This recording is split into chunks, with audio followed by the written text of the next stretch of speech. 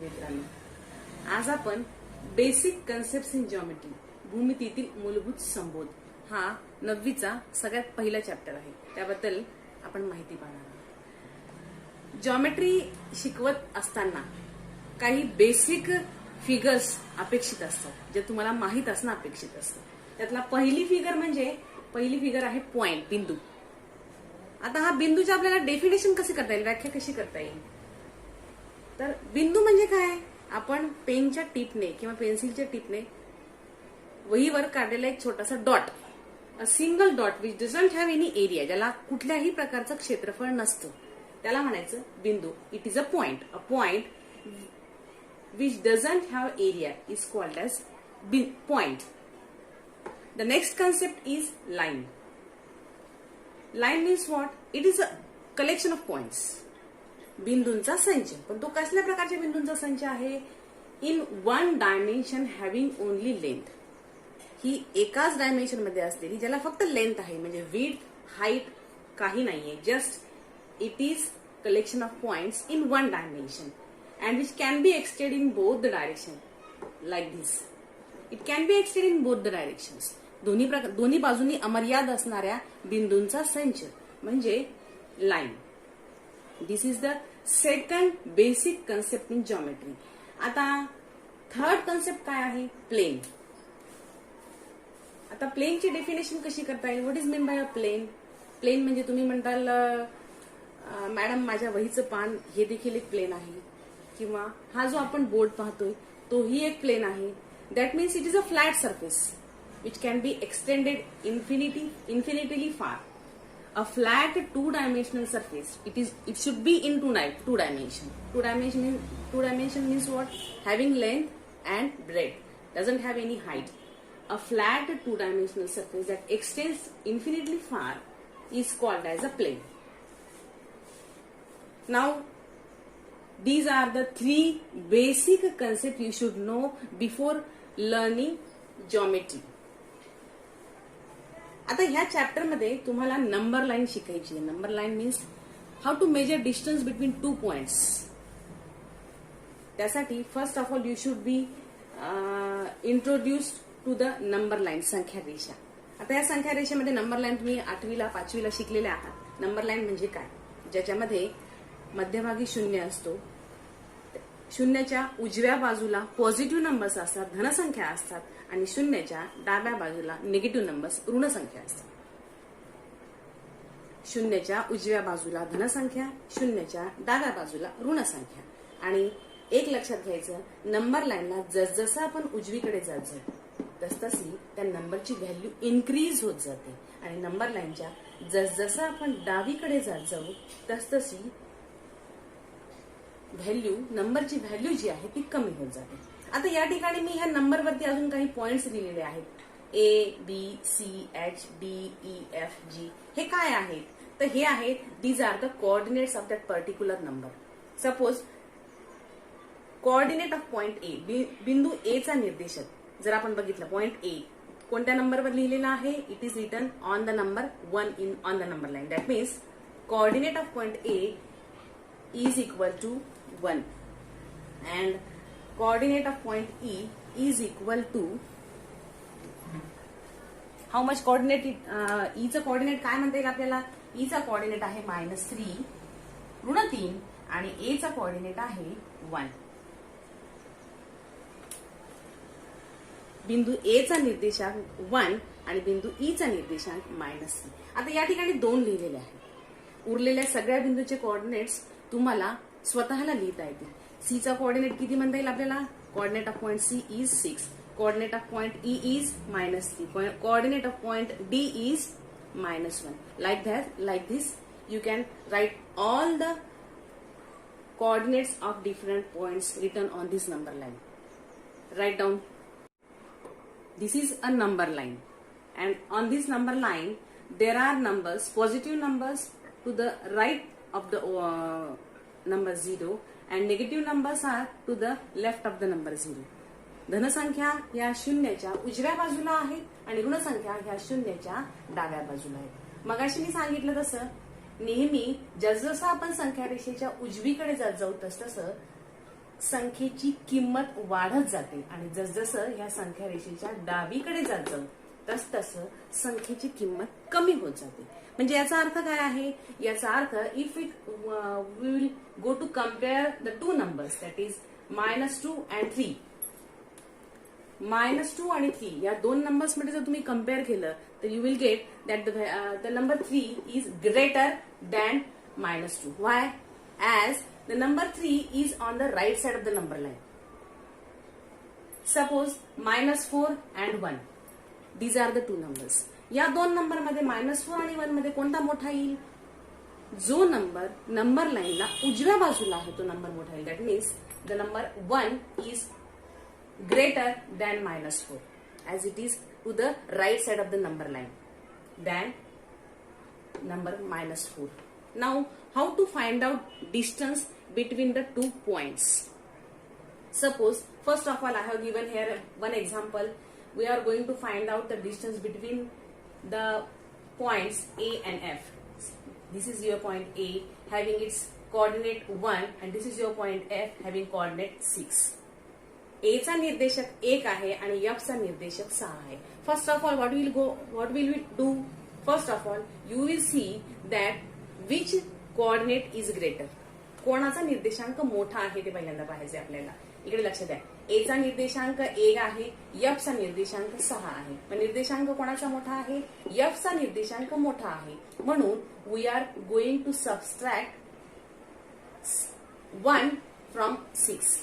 म्हणजे 6 मधून 1 वजा. आधी मोठा निर्देशांक लिहायचा, मग लहान निर्देशांक लिहायचा आणि त्यांची वजाबाकी करायची. 6 - 1 will become 5. That means this distance from A to F is 5.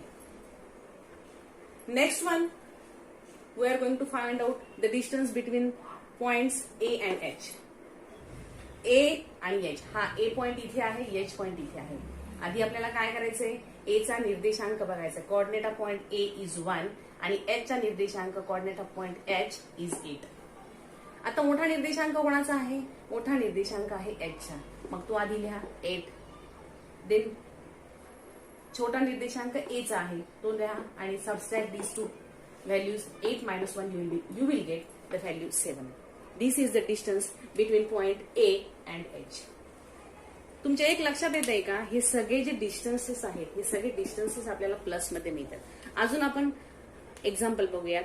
You will find out the distance between the points C and E. C and M, sorry. C and M. Distance C and M. Where is the point C? Point C is having its coordinate 3 and point M is having its coordinate -5. Point C चा coordinate आहे 3 आणि point M चा coordinate आहे -5. पहिल्यांदा मोठा coordinate शोधायचा आहे आपल्याला. या दोघांपैकी मोठा कोऑर्डिनेट कोणाचा आहे? C चा कोऑर्डिनेट मोठा आहे. का? कारण it is to the right side of the number line. Then write down its coordinate. C's coordinate is 3. Then what is the M's coordinate? M चा coordinate काय आहे? M चा निर्देशांक काय आहे? -5. C and -5 आपण निर्देशांक लिहून घेतले. यांची काय करायची आहे? मोठ्या निर्देशांकामधून लहान निर्देशांक वजा करायचा आहे. आपण निर्देशांक लिहून घेतले 3 and -5. Now we are going to subtract them. 3 - 5. Then minus will become plus. Then 3 + 5. You will get the distance between these 2 points 8. 3 + 5 is equal to 8. आता इकडे लक्ष द्या. C आणि M. कुठे आपला C? हा C इथे आहे, M इथे आहे. आपण बघूया दोघांमधला. आपण इथे याचा 1 युनिट जर एवढं डिस्टन्स घेतलं तर 1 2 3 4 5 6 7 and 8. बघा 8 युनिट म्हणजे distance between C and M you are getting as 8. Next, the distance between the points I and N. First of all, see the coordinates. I is having its coordinate -1 and N is having its coordinate -6. पहिल्यांदा आपल्याला बघायचे मोठा निर्देशांक कोणाचा आहे? I चा आहे का N चा? या ठिकाणी I चा -1 आहे आणि हा आहे -6. -6 आहे म्हणून तो मोठा नाही. का? कारण जसजसं आपण पुन्हा एकदा उजवीकडे जात जाऊ संख्या रेषेच्या तसतसं त्याची किंमत वाढत जाते. त्याच्यामुळे -1 इज ग्रेटर दॅन -6.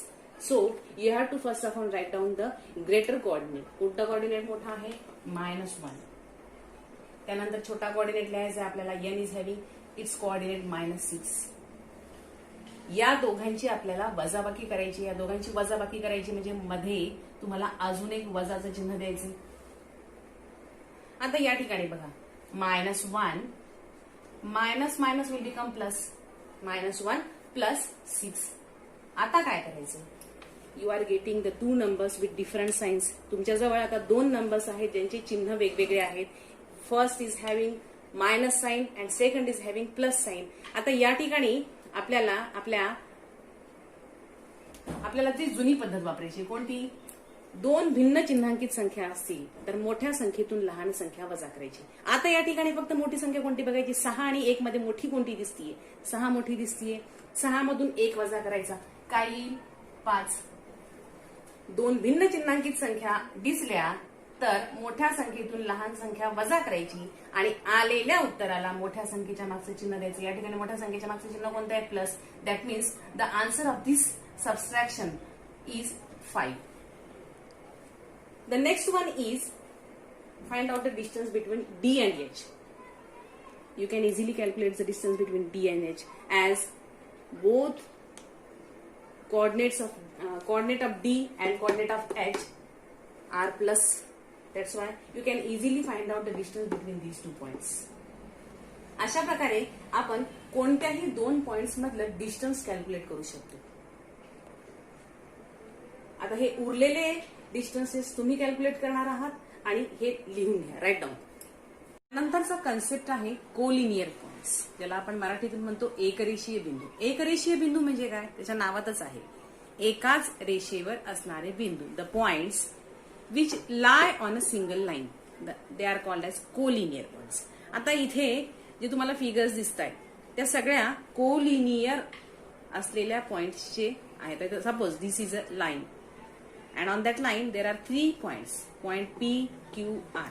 एकाच रेषेवर 3 बिंदू आहेत. That means point P, Q, R, these points are called as collinear points. या ठिकाणी बघा P, R, Q, इथे ABC, the points A, B, C lies on a single line. That's why the points A, B, C are called as collinear points. आता collinear points मध्ये next concept आहे betweenness. आता point P, Q, R they lie on a single line. मग त्यांची position काय आहे? P नंतर Q, Q नंतर R आहे का? ह्याला म्हणतात.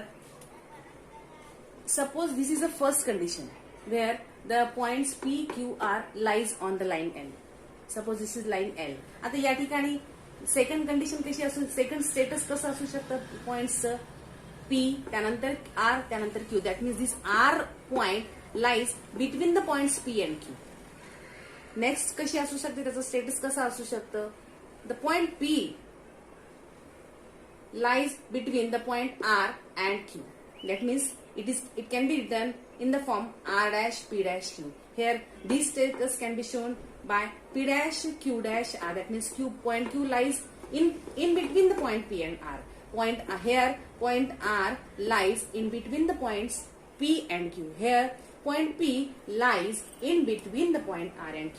आता ही बिटवीननेस प्रॉपर्टी थोडक्यात आपल्याला आपल्या स्थितीवरून अशी सांगता येईल की सध्या आपण सेलूला राहतो.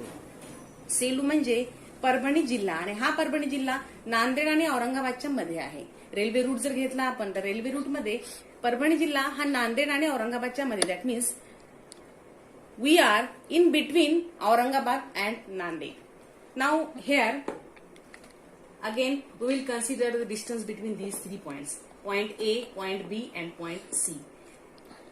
Suppose distance AB is equal to 2 and distance BC is equal to 3, and here its status is A dash B dash C. That means point B lies in between point A and C. Then suppose we are going to find out the distance A and C. A आणि C मधलं जर अंतर आपल्याला काढायचं असेल तर आपल्याला AB आणि BC च्या अंतरांची बेरीज करावी लागते. Distance AB plus distance BC will give you the distance between the points A and C. That's why here AB plus BC it is equal to distance AC and it is equal to 5. In this way you can calculate the distance between any 2 points which are in betweenness.